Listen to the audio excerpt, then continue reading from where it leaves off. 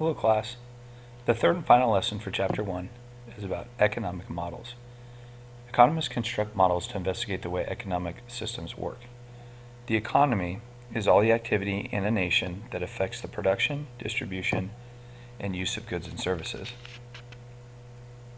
When economists study specific parts of the economy, such as teenage unemployment rates or spending habits, they often formulate theories and gather data from the real world.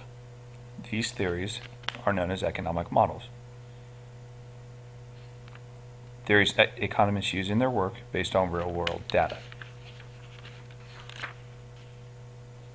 Economists create models, test models, and apply models. Let's assume that an economist wants to find out why teenage unemployment rises periodically. Perhaps this unemployment occurs when the federal minimum wage goes up, thereby forcing employers to pay their teenage workers more, or to lay off some other workers.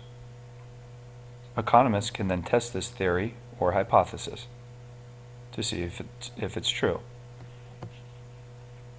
The economist would then collect data on the amount of teenage unemployment every year for the last 30 years. He or she would also gather 30 years of information on federal legislation that increased the legal minimum age paid to teenagers. In other words, they would test the model. Much of the work of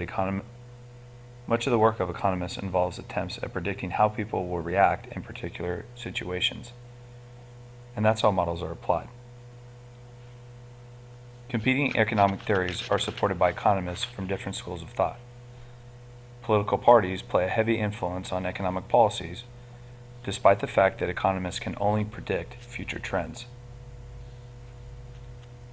If you look at the figure 1.6 on page 24, you'll get a better idea of how political parties can influence economic policy.